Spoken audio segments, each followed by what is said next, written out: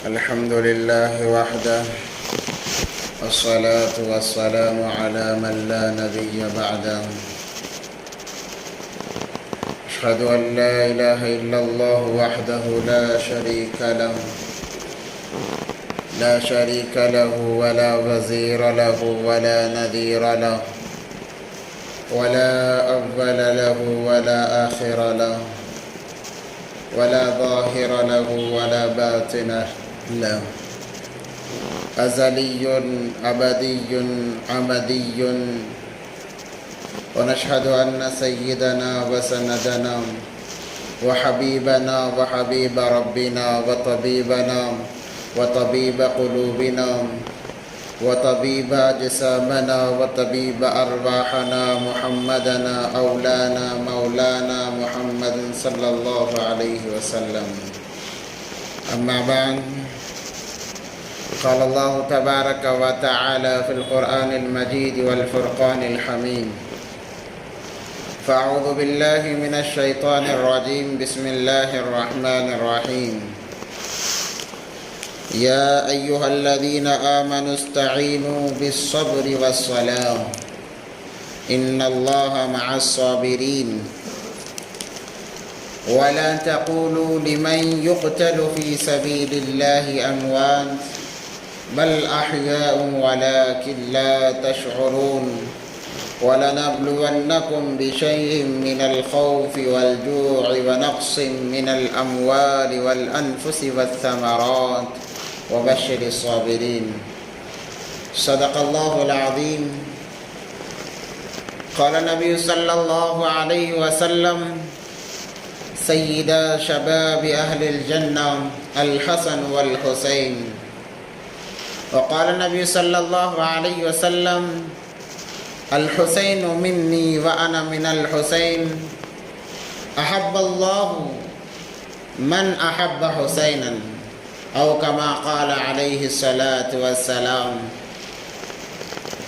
اللهم صل على سيدنا مولانا محمد في أول كلامنا. اللهم صل على سيدنا مولانا محمد في أوسط كلامنا. اللهم صل على سيدنا مولانا محمد في آخر كلامنا. اللهم لك الحمد كما أنت أهله، فصل على محمد كما أنت أهله، وافعل بنا ما أنت أهله، فإنك أنت أهل التقوى وأهل المغفرة. اللهم صل على محمد كلما ذكره الذاكرون، وصل على محمد كلما غفل عن ذكره الغافلون. رب اشرح لي صدري ويسر لي أمري واحلل عقدة من لساني يفقه قولي. اللهم صل على محمد وآله ألف ألف مرة. اللهم صل على محمد وآله ألف ألف مرة. اللهم صل على محمد وآله ألف ألف مرة. محترم و معزز سامعین کرام، بزرگان دین، ایک مرتبہ دل کی گہرائیوں کے ساتھ درود پاک پڑھ لیں. اللہم صلی علی سیدنا محمد وعلی آل سیدنا محمد وبارک وسلم. معزز سامعین کرام، اللہ تبارک و تعالیٰ کا بڑا احسان کہ اللہ تبارک و تعالیٰ نے ہمیں کامیاب کرنے کے لیے ایمان دے کر دنیا میں بھیجا ہے. اور اللہ تبارک و تعالیٰ نے قرآن پاک میں فرمایا،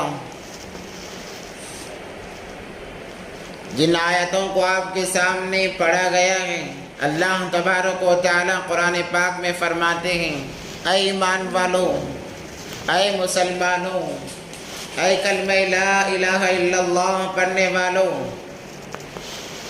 تم صبر اور نماز کے ذریعے سے مجھ سے مدد حاصل کیا کرو.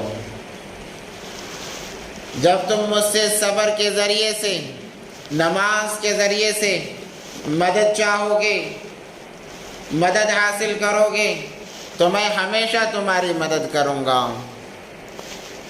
کیوں؟ اس لیے کہ وہ اللہ ہی ہے جو ہر چیز پر قادر ہے. اللہ کو مدد کرنے کے لیے کسی اسباب کو اپنانے کی کوئی ضرورت نہیں ہے۔ اسباب کا مکلف تو انسان ہے، ساری زندگی انسان بغیر اسباب کے کچھ بھی نہیں کر سکتا ہوں، ہر چیز میں اسے اسباب اپنانا پڑے گا، مگر اللہ کی وہ ذات ہے جس کو کسی وقت میں بھی اسباب کو اپنانے کی کوئی ضرورت پیش نہیں آتی۔ بغیر اسباب کے ہر چیز بنانے والی کوئی اگر ذات ہے تو وہ صرف اللہ کی ذات ہے۔ اسی لیے تو کہا جاتا ہے کہ اللہ وہ ہے جو ہمیشہ سے ہے اور ہمیشہ رہے گا۔ اللہ لا الہ الا هو الحی القیوم کہا قرآن پاک نے۔ خود اللہ تبارک و تعالیٰ اپنے صفات بیان کر رہے ہیں تاکہ انسانوں کے سمجھ میں تو آئے کہ اللہ کس ذات کو کہتے ہیں۔ اللہ لا الہ الا اللہ، اللہ وہ ہے جس کے علاوہ کوئی عبادتوں کی، کوئی سوال کرنے کے بعد لائق نہیں، اور وہی زندہ ہمیشہ سے اور ہمیشہ رہے گا۔ لا تأخذہ سنہ، کہ جب اللہ تبارک و تعالیٰ نے دنیا کو بنایا، کہا کہ 6 دن میں زمین و آسمانوں کو بنایا گیا۔ اب انسان کے دماغ میں آتا ہے کہ انسان کوئی کام کرتا ہے، معمولی سا کام کیوں نہ ہو، تھک جاتا ہے، تو انسان کا دل چاہتا ہے کہ میں آرام کروں، تو انسان آرام گاہ کی طرف چلنے لگتا ہے۔ اللہ تبارک و تعالیٰ نے فرمایا کہ میں وہ خدا ہوں، میں وہ اللہ ہوں جس کے پاس تھکن دور تک بھی نہیں ہے، یہاں تک کہ نہ اسے اونگ آتی ہے نہ اسے نیند آتی ہے۔ اللہ تبارک و تعالیٰ اپنا تعارف فرما رہے ہیں تاکہ انسان اللہ کی ذات کو سمجھے، اور جب اللہ اسے بلائے لبیک کہتا ہوا حاضر ہو جائے۔ نماز کے لیے بلائے، کہے کہ لبیک اللہ میں حاضر ہوں۔ دیگر فرائض کے لیے اسے دعوت دی جائے، کہے لبیک کہتا ہوا حاضر ہو جائے۔ اور یہ بات ہمیں دیکھنے میں ملتی ہے صحابہ کرام رضوان اللہ تعالی علیہم اجمعین کی زندگیوں کے اندر۔ جب جب ان کے سامنے دین کا تقاضا آیا، فرائض کے معاملات ان کے سامنے آئے، دنیا کو انہوں نے اٹھا کر پیچھے پھینک دیا اور اللہ کی رضا کو، اللہ کی مرضی کو ہمیشہ سامنے رکھا۔ اسی میں ان کی زندگیاں ختم ہو گئی اور وہ اللہ کے دربار میں پہنچ گئے۔ بعض لوگ تو شہادت کا درجہ پا کر چلے گئے۔ شہادت یہ بہت بڑی چیز ہے۔ اللہ نے قرآن میں فرمایا وَلَا تَقُولُوا لِمَنْ يُقْتَلُ فِي سَبِيلِ اللَّهِ أَمْوَاتٌ، اے مسلمانوں، ایمان والو خبردار، جو میرے راستے میں شہید ہو گئے، جن کو میرے راستے میں مار دیا گیا، جو مر گئے میرے راستے میں، انہیں مردہ نہ کہا کرو۔ پوچھا گیا اللہ پھر کیا کہیں؟ بل احیاء، بلکہ وہ زندہ ہیں، وہ مردہ نہیں ہیں، ان کو روزی دی جاتی ہے۔ اسی لیے ہر صحابی شہادت کی تمنا کیا کرتا تھا۔ ہر صحابی کے دل میں آرزو ہوتی کہ اللہ تیرے راستے میں مجھے شہادت کا موقع مل جائے، میں تیرے راستے میں شہید ہو جاؤں۔ شہادت کسے کہتے ہیں؟ جیسے آج کل ہم لوگ اللہ سے کہتے ہیں یا اللہ مجھے اتنا مال دے کہ اتنا مال دے کسی کے در پر جانے کی ضرورت نہ ہو۔ صحابہ کہتے ہیں یا اللہ تیرے راستے کی شہادت دے، باقی کچھ نہیں چاہیے۔ شہادت کا مقام، شہید کا مقام اتنا بڑا ہے کہ اس کا خون کا قطرہ زمین پر گرنے سے پہلے پہلے اللہ اس کی مغفرت فرما دیتے ہیں۔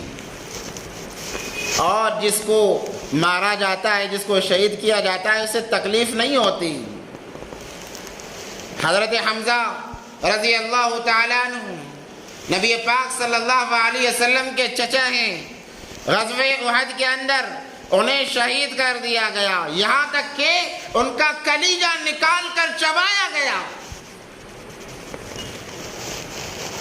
نبی پاک صلی اللہ علیہ وسلم نے انہیں شہداء کا سردار لقب دیا، سید الشہداء، اور اسد اللہ کا لقب دیا گیا، شہیدوں کے سردار کہا گیا۔ ان کے ہاتھ کاٹے گئے، پاؤں کاٹے گئے، مسلح بنایا گیا، اعضاء ان کے کاٹے گئے۔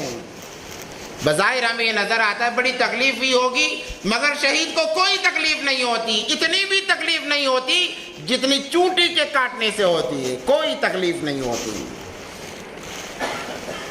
یہ شہادت کا مقام ہے، اسی لیے تو صحابہ شہادت کی تمنا کیا کرتے تھے۔ شہادت کی بات میں اس لیے کر رہا ہوں کہ اس مہینے سے بھی شہادت کا بڑا گہرا تعلق ہے۔ جب محرم آتا ہے ہمارے دلوں کے اندر حضرت امام حسین کی شہادت، ہمارے دماغوں میں امام حسین کی شہادت گونجتی رہتی ہے کہ انہیں شہید کیا گیا۔ شہادت صرف امام حسین کی نہیں ہوئی ہے، آپ تاریخ اٹھا کر دیکھیں، سب سے پہلے اس دین کے لیے شہید ہونے والی ایک عورت خاتون ہے جنہیں حضرت سمیہ رضی اللہ تعالیٰ عنہ کہا جاتا ہے۔ انہوں نے سب سے پہلے اپنی جان کی قربانی دی اس دین کے خاطر، اللہ کے رضا کے خاطر۔ بوڑھی عورت تھی، جوانی میں نہیں، بڑھاپے میں، چلنا جہاں دشوار ہوتا ہے وہاں پر حضرت سمیہ نے اپنی جان کی قربانی دی، اور شہادت کا جام سب سے پہلے پینے والی کوئی عورت ہے تو حضرت سمیہ رضی اللہ تعالی عنہا ہے۔ ابو جہل بار بار کہا کرتا کہ اسلام سے پھر جا، اسلام سے پھر جا، ورنہ تیرے ساتھ بہت برا ہوگا۔ اتفاق ایک مرتبہ جا رہا تھا، یہ بوڑھی ماں بھی جا رہی تھی، کہا سمیہ کیا کہتی ہے، اسلام سے پھر جائے گی؟ کہا کہ نہیں، تیری جان لوں گا۔ کہا کوئی پرواہ نہیں، کوئی پرواہ نہیں۔ آج کا مسلمان دنیا میں اتنا مگن نماز کی توفیق نہیں ہوتی، وہاں اللہ کے لیے، اللہ کی رضا کے لیے جان کو ہتھیلی پہ لے کر گھوم رہے ہیں کہ جب ضرورت پڑے اللہ تیرے لیے حاضر ہے۔ تو کمبخت ابو جہل نے ایک پاؤں ایک اونٹ سے باندھا، دوسرا پاؤں دوسرے اونٹ سے باندھا، اور اونٹوں کو ہانک دیا، برچہ لے کر شرمگاہ میں دے مارا، جس کی وجہ سے حضرت سمیہ کے 2 ٹکڑے ہوئے ہیں۔ ہم صرف امام حسین کی شہادت کو یاد کر کر خاموش ہو جاتے ہیں، یہ وفاداری نہیں ہے۔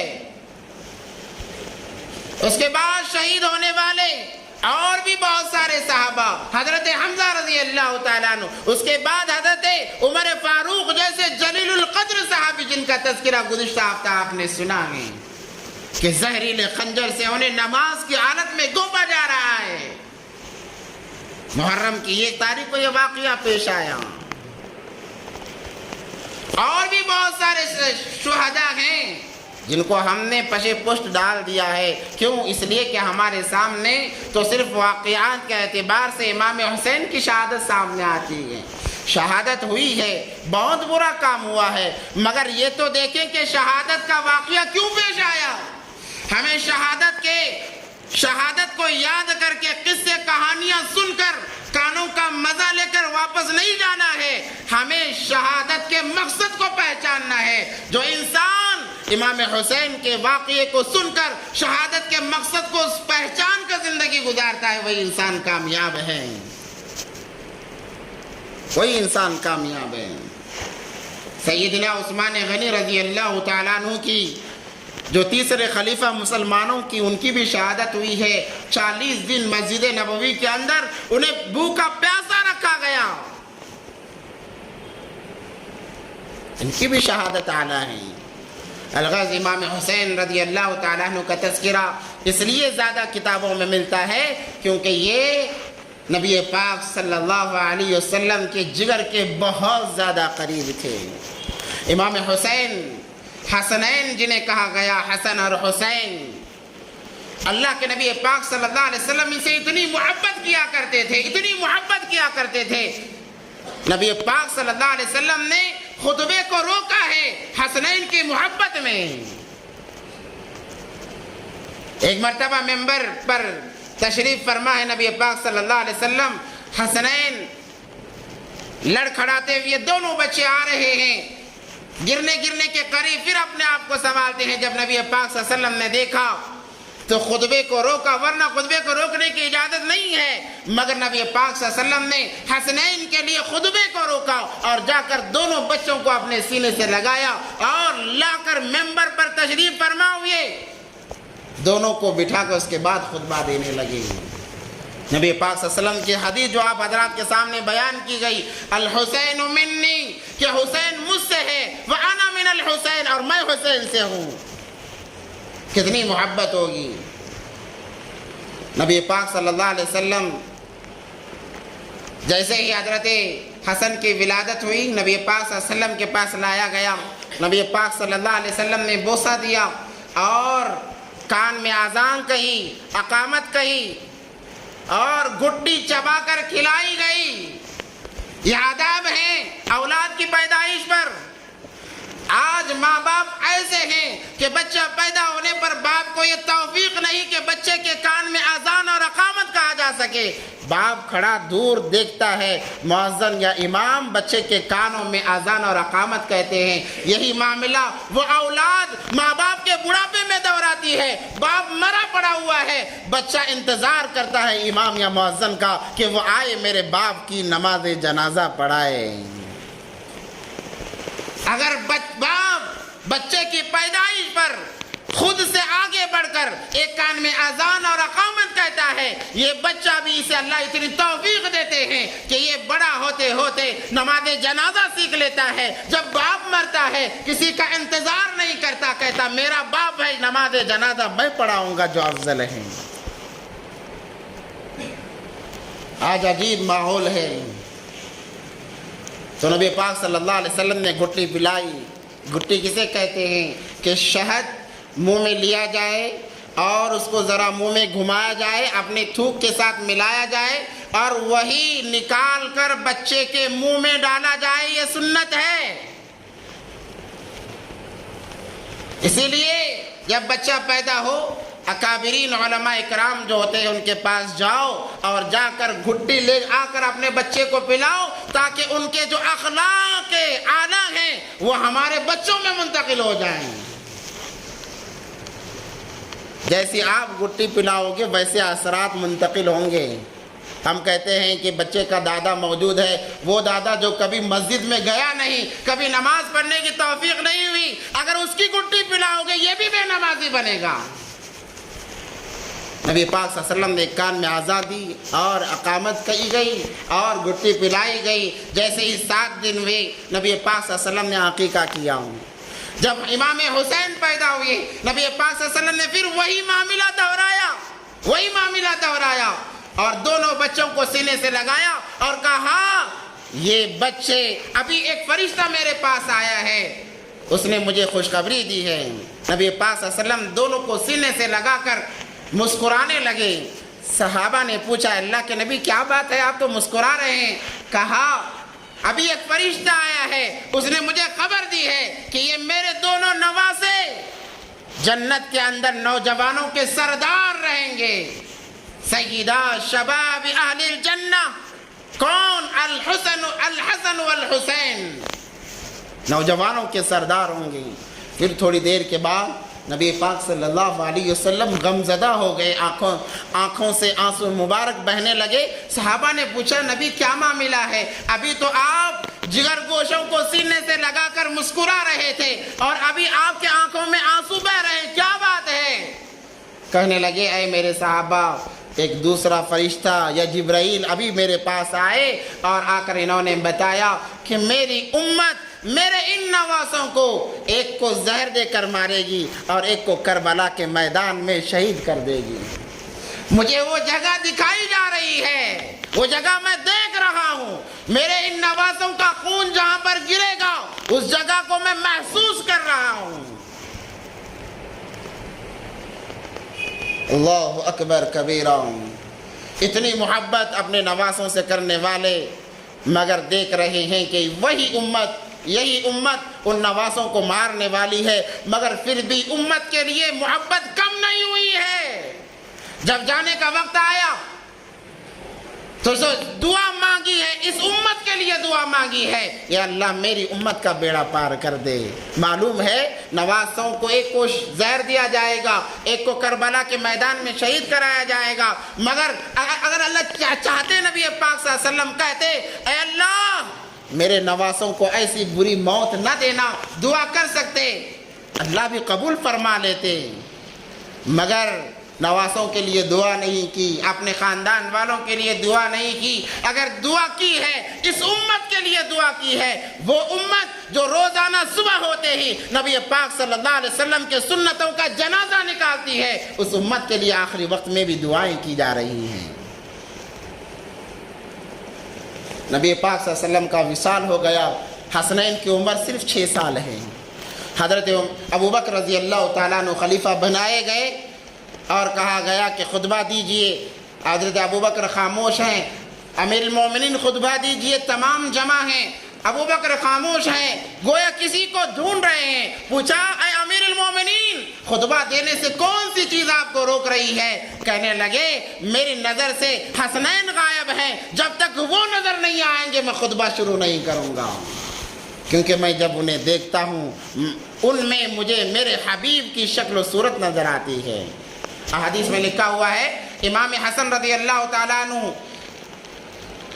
آدھا حصہ نبی پاک صلی اللہ علیہ وسلم کے مشابہ تھے، کمر سے اوپر کا حصہ امام حسن رضی اللہ تعالیٰ عنہ نبی پاک صلی اللہ علیہ وسلم کے مشابہ، کمر سے نیچے کا حصہ امام حسین رضی اللہ تعالیٰ عنہ نبی پاک صلی اللہ علیہ وسلم کے مشابہ۔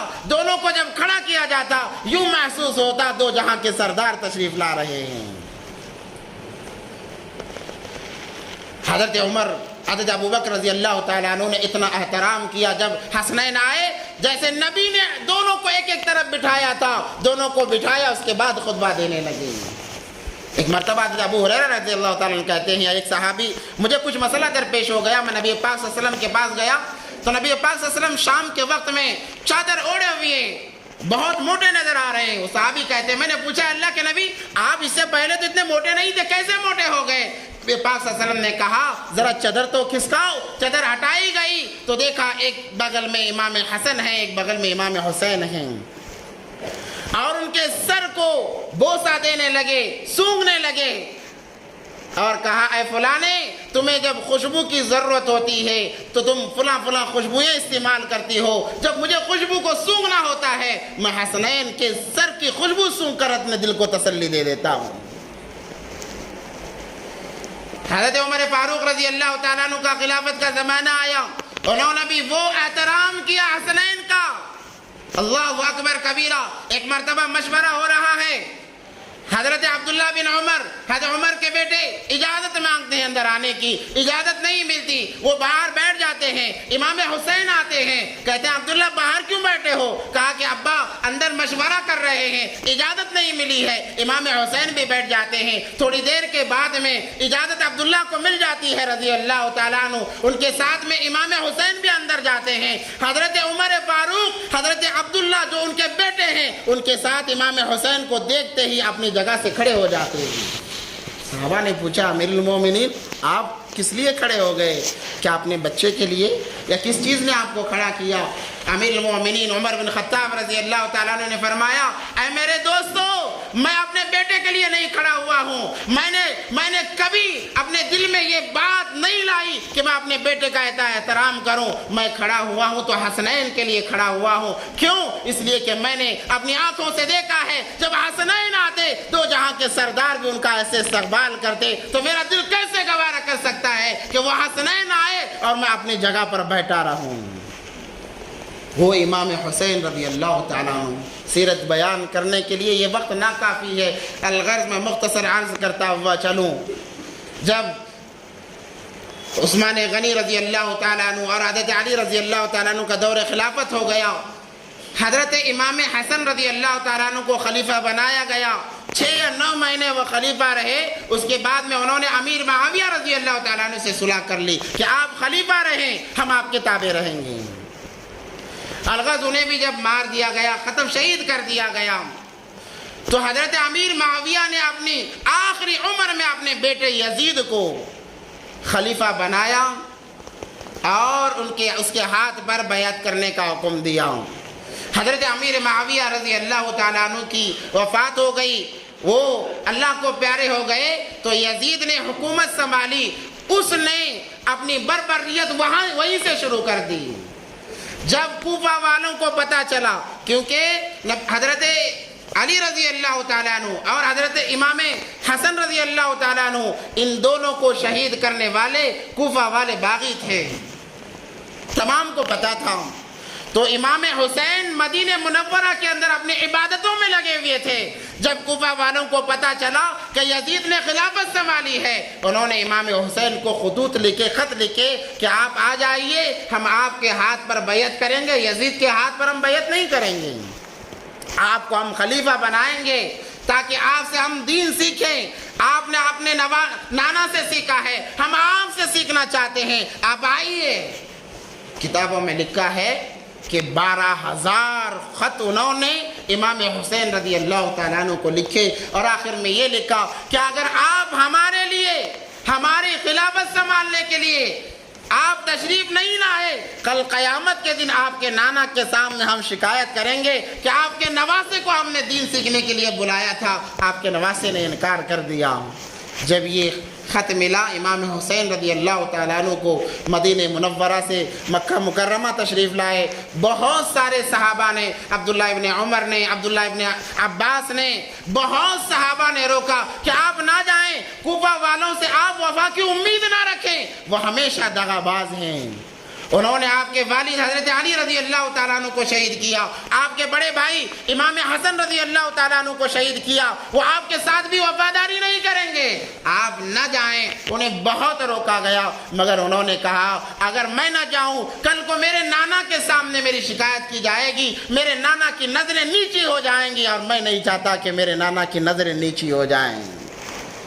یہ کہہ کر مکہ المکرمہ سے امام حسین رضی اللہ تعالیٰ عنہ سفر کرتے ہیں کوفہ کی طرف۔ اس سے پہلے انہوں نے اپنے چچا زاد بھائی مسلم بن عقیل کو بھیجا کہ جاؤ، جا کر ذرا معائنہ کرو کہ وہاں کیا حالات ہیں۔ مسلم بن عقیل آئے، ان کے ساتھ ان کے 2 چھوٹے چھوٹے بچے بھی ساتھ میں آ گئے۔ جیسے ہی مسلم بن عقیل کوفہ آتے ہیں، کوفہ والے اپنے شہر سے باہر نکل کر ان کا استقبال کر رہے ہیں، آؤ بھگت کر رہے ہیں کہ یہ تو اہل بیت ہیں، آپ اہل بیت ہیں۔ ایک دفعہ میں کئی 100 لوگوں نے ان کے ہاتھ پر بیعت کی اور کہا کہ آپ آئے، ہمیں یقین ہے کہ امام حسین بھی آئیں گے۔ مسلم بن عقیل بڑے خوش ہوئے کہ چلو کوفہ والوں کے اندر اب تو ایمان جاگا، اب تو وفاداری آئی۔ دیکھو منافق، نفاق کی علامت، منافق نہ دنیا میں کامیاب ہوتا ہے نہ آخرت میں کامیاب ہوتا ہے، وہ اپنے آپ کو ایماندار سمجھتا ہے، اپنے آپ کو مسلمان سمجھتا ہے، مگر اس کی موت اس کا اعلان کرتی ہے کہ یہ ایمان والا تھا کہ یہ مرتد بن کر مرا ہے۔ الغرض مسلم بن عقیل رضی اللہ تعالیٰ عنہ کے ساتھ ان کی محبت کو دیکھ کر مسلم بن عقیل نے، کہتے ہیں کتابوں میں لکھا ہے ہزاروں لوگوں نے ایک دن میں ان کے ہاتھ پر بیعت کی امام حسین رضی اللہ تعالیٰ عنہ کے لیے۔ جب یہ معاملہ مسلم بن عقیل رضی اللہ تعالیٰ عنہ نے دیکھا تو فوراً خط لکھا کہ بھائی جان آپ تشریف لائیں، معاملہ بالکل سیدھا سادہ ہے، آپ آ جائیں۔ خط روانہ ہوتا ہے، امام حسین کے ہاتھ میں خط ملتا ہے، امام حسین وہاں سے اپنا قافلہ 72 لوگوں کے ساتھ میں لے کر نکلتے ہیں، جس کے اندر تمام کے تمام اہل بیت، حضرت علی کی اولاد، حضرت امام حسن کی اولاد، امام حسین کی اولاد، بس یہی خاندان ہے، یہی خاندان ہے۔ کربلا کے میدان میں سب سے بڑے مظلوم تو حضرت علی ہیں، کیونکہ ان کے 15 بچے اس کے اندر شہید ہوئے ہیں۔ حضرت علی کی اولاد، ان کو 15 بچے ہیں، بس ہمیں کتابوں سے کوئی تعلق نہیں، ہم کہتے ہیں حضرت علی کو بس 2 بچے، 2 نہیں تھے، 3 لڑکے اور 3 لڑکیاں حضرت فاطمہ رضی اللہ تعالیٰ عنہ سے تھیں۔ ایک امام حسن، امام حسین اور ایک محسن جن کا بچپن میں انتقال ہو گیا، اور 3 بچیاں بھی ہوئیں جن کے اندر مشہور حضرت زینب اور ام کلثوم، یہ وہی ام کلثوم تھی جن کا نکاح حضرت عمر رضی اللہ تعالیٰ عنہ سے کر دیا گیا تھا، اور دوسری بیویوں سے ان کی بہت ساری اولاد تھی۔ تو امام حسین مکہ سے نکلتے ہیں، ان کا خط ملتے ہی جیسے ہی یہ خط روانہ ہو گیا، یزید کو پتا چلا کہ مسلم بن عقیل کوفہ میں آ کر اپنی حکومت جما رہے ہیں۔ یزید نے ابن زیاد، عبید اللہ ابن زیاد جس کا نام تھا، 3 لوگ اس کے اندر سر فہرست میں کربلا کے واقعے کے اندر، ایک ابن زیاد اور دوسرا شمر، تیسرا یزید۔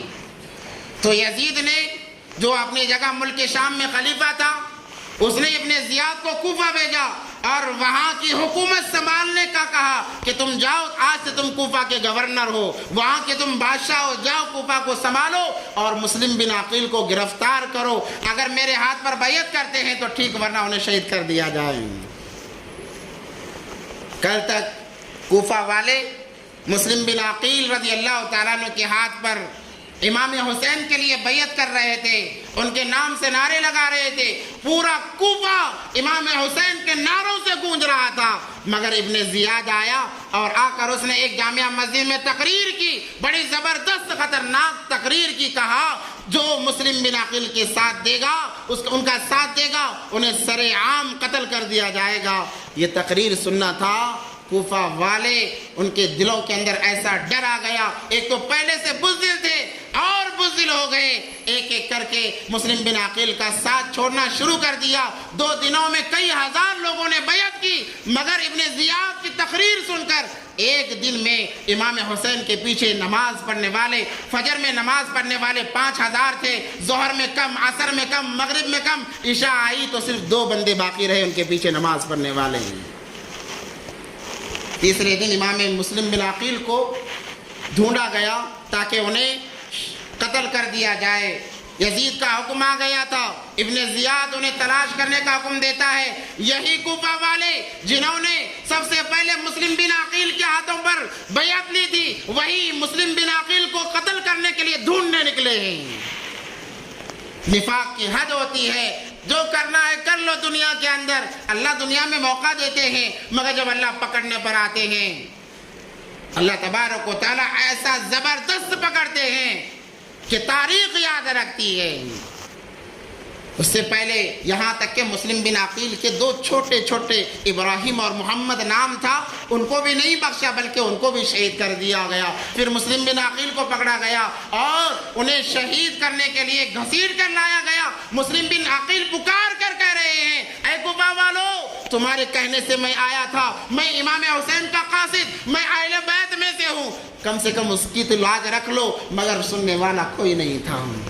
ایک ایمن تھی، اللہ کی بندی جو بڑی عمر رسیدہ تھی، ان کا بیٹا آیا، ان کا بیٹا مدد کرنے آیا تو اسے بھی شہید کر دیا گیا۔ الغرض مسلم بن عقیل تنے تنہا ہو گئے، سارا کوفہ خلاف، یہ اکیلے کھڑے ہیں۔ جب ان کا آخری وقت آیا، انہوں نے کہا، اے ابن زیاد، میری 3 وصیتیں ہیں، پورا کرو گے؟ کہا کہ ہاں بتاؤ کیا وصیتیں ہیں؟ انہوں نے کہا، کوفہ والوں کے میرے ذمہ 700 دینار قرض ہے، وہ ادا کر دینا، اہل بیت سمجھ کر ادا کر دینا، اور دوسری یہ کہ جب امام حسین آئے انہیں عزت سے واپس جانے کا موقع دے دینا، اور تیسری بات یہ کہ جب میں مر جاؤں میرا مسئلہ نہ بنایا جائے بلکہ مجھے کہیں دفن کر دینا۔ الغرض مسلم بن عقیل رضی اللہ تعالیٰ عنہ کو شہید کر دیا گیا۔ تو جو وصیتیں انہوں نے کی تھی، سب سے پہلے وصیت یہ کہ میرا قرضہ ہے کوفہ والوں کے ذمے، میں مقروض ہوں کوفہ والوں کا، وہ قرض ادا کر دینا۔ شہادت کی موت مل رہی ہے، شہادت نصیب ہو رہی ہے، مگر وصیت قرض کو ادا کرنے کی۔ آج کا مسلمان مال لوٹ کھا جاتا ہے، ڈکار تک نہیں لیتا، اور نہ وصیت کر کے مرتا ہے کہ میرے بعد میرا قرضہ ادا کرنا۔ اے مسلمانوں، کان کھول کر سن لو، کسی کا 1 روپیہ بھی تمہارے ذمے قرض ہوگا، 7 زمین کے ٹکڑے کے برابر وہ 7 زمین کا توق بنا کر تمہارے گلے میں ڈال دیا جائے گا، یاد رکھیں۔ قرضہ شہید کا بھی معاف نہیں ہے، شہید کا بھی قرضہ معاف نہیں ہے۔ اللہ کہیں گے تو نے قرض لیا ہے، یہ میرا معاملہ نہیں، میرے بندوں کا معاملہ ہے، وہ معاف کرتے ہیں میں بھی معاف کروں گا، اگر وہ معاف نہیں کرتے میں بھی معاف نہیں کرتا۔ شہادت کا مقام اتنا بڑا، قطرہ خون کا زمین پر گرنے سے پہلے اللہ کا مغفرت کا وعدہ ہے۔ اگر مقروض ہے، وصیت نہیں کی ہے، کسی کو بتایا نہیں ہے، تو پھر مغفرت کی کوئی گارنٹی نہیں۔ مسلم بن عقیل نے ہمیں یہ سبق دیا ہے۔ الغرض امام حسین آتے ہیں، امام حسین، بس میں مختصر وقت میں اپنی بات کو سمیٹ کر ختم کرنے کی کوشش کروں گا۔ مسلم بن امام حسین آتے جیسے کوفہ کے قریب پہنچے، بتا دیا گیا مسلم بن عقیل کو ان لوگوں نے شہید کر دیا گیا ہے۔ مسلم بن عقیل اب دنیا میں نہیں رہے، بلکہ ان کے 2 بچوں کو بھی شہید کر دیا گیا۔ ایک ٹھنڈی آہ بھرتے ہیں، کہتے ہیں اے مسلم تو نے یہ کیا کر دیا، اے کوفہ والو تو نے میرے بھائی کے ساتھ یہ کیا معاملہ کر دیا۔ تمام قافلے والوں سے مشورہ کرتے ہیں کہ بتاؤ اب کیا کیا جائے، واپس چلیں گے؟ مگر سب ایک آواز میں کہنے لگے، ایک آواز میں کہنے لگے، سوچا ہے کمل اب کچھ بھی ہو، حق اپنا لے کے دم لیں گے، عزت سے جیے تو جی لیں گے یا جام شہادت پی لیں گے۔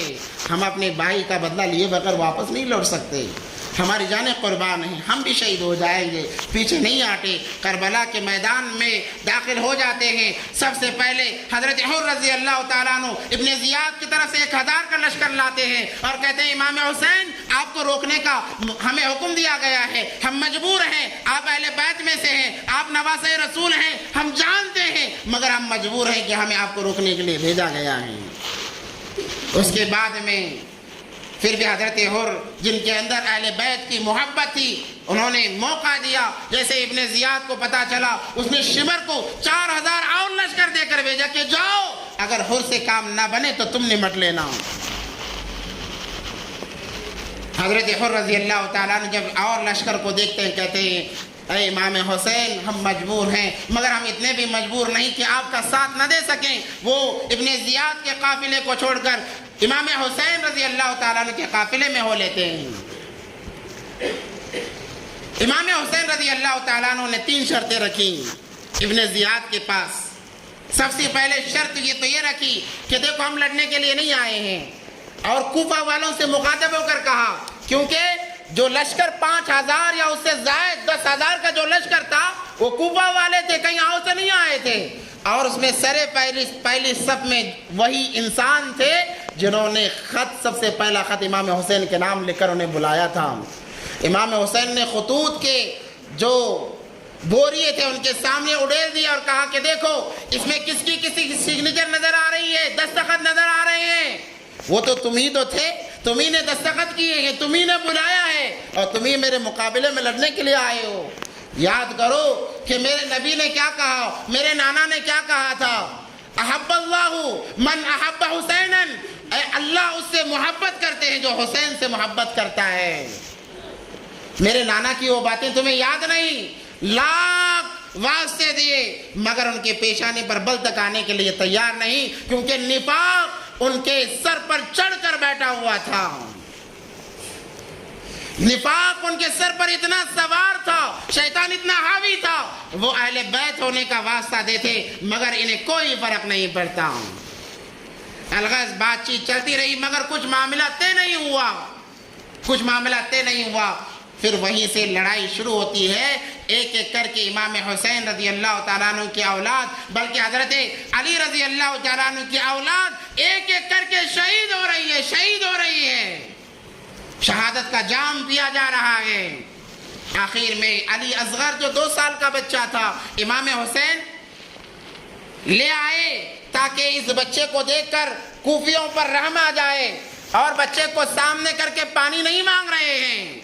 امام حسین کا وہ مقام ہے، اہل بیت کا وہ مقام ہے، وہ فرش پر کر کے کہیں اے اللہ ہمیں کوثر کا جام پینا ہے، اللہ پلانے کے لیے تیار ہیں۔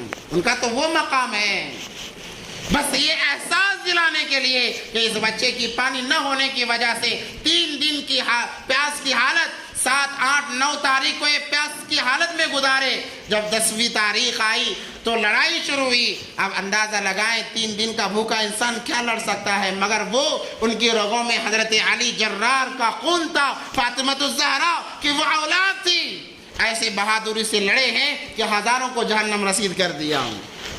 علی اصغر کو جب امام حسین لائے تاکہ بتائیں، احساس دلائیں شمر نے کسی کو اشارہ کیا، وہاں سے ایک تیر چلا جو علی اصغر کے حلق کے اندر چلا گیا، وہ بھی وہیں پر اللہ کو پیارے ہو گئے۔ باقی رہے امام حسین رضی اللہ تعالیٰ عنہ، جب ان کا موقع آیا وہ بھی لڑتے رہے یہاں تک کہ ظہر کا وقت ہو گیا، جمعے کا دن تھا، ظہر کا وقت ہو گیا۔ کہا اے مکارو، میرے نانا نے ساری زندگی کبھی نماز نہیں چھوڑی، اور میرے اساتذہ استادوں نے جو خلیفہ اربعہ جنہیں کہا جاتا ہے، انہوں نے مجھے یہی تعلیم دی ہے کہ جو بھی ہو جائے نماز کبھی قضا نہیں کرنا، نماز کا وقت ہو گیا ہے۔ اور جنگ کے قوانین میں یہ قانون بھی ہے کہ جب سامنے والا مہلت مانگے اسے مہلت دی جاتی ہے۔ میں تم سے مہلت نماز کے لیے مانگتا ہوں، مجھے موقع دیا جائے۔ شمر کم وقت نے کہا کہ اس کے اندر کوئی قانون نہیں چلے گا، بس ہمارا قانون چلے گا۔ امام حسین نے کہا تمہیں جو کرنا ہے کر لو، میں نماز تو پڑھ کر رہوں گا۔ یہ کہتے ہوئے نیت باندھی، ایک رکعت ادا کرنے کے لیے سجدے میں گئے ہیں۔ شمر آگے بڑھا اور اس کے ساتھ اور ایک شیطان بلکہ ابو جہل تھا، اس کے ساتھ میں آگے بڑھے اور امام حسین کے گردن کو سر سے الگ کر دیا۔ وہ ایک سجدہ جسے تو گرا سمجھتا ہے، ہزاروں سجدوں سے دیتا ہے آدمی کو نجات۔ امام حسین رضی اللہ تعالیٰ بڑے مظلوم انسان تھے۔ ان کے متعلق غزل لکھی گئی کہ مجھے کوفہ والوں مسافر نہ سمجھو، میں آیا نہیں ہوں بلایا گیا ہوں، ایک مہمان بنا کر ستایا گیا ہوں، میں رویا نہیں ہوں رلایا گیا ہوں۔ الغرض تمام کو شہید کر دیا گیا ہوں۔ جب ان کی لاشیں خیموں میں لائی گئیں، حضرت زینب جو امام حسین کی بہن تھی چیخ اٹھی، رونے لگی۔ صرف ایک بندے کو چھوڑا جن کا نام حضرت زین العابدین رحمت اللہ علیہ، اس لیے چھوڑا کہ وہ اب تب کے مرنے والے تھے، اتنی بیماری ان کو لاحق ہو گئی تھی۔ کہا ان کو بھی قتل کرنے کا جب اس نے زیاد نے ٹھان لیا، ایک کہنے والے نے کہا اس کو تو چھوڑ دو، یہ ویسے بھی مرنے والا ہے، اس کو چھوڑ دیا جائے۔ امام زین العابدین رحمت اللہ علیہ کو چھوڑ دیا گیا۔ اس کے بعد جب تمام شہید ہو گئے، ان کے دھڑوں کو لیا گیا، ان کے سروں کو۔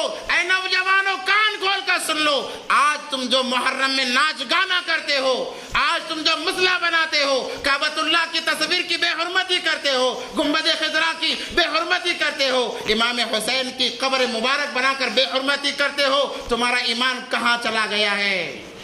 اگر اس حالت میں موت آئے گی تم سے بہتر تو کفار نظر آئیں گے۔ کان کھول کر سن لو، تم امام حسین اہل بیت کے شہادت پر تم ناچ رہے ہو، گا رہے ہو۔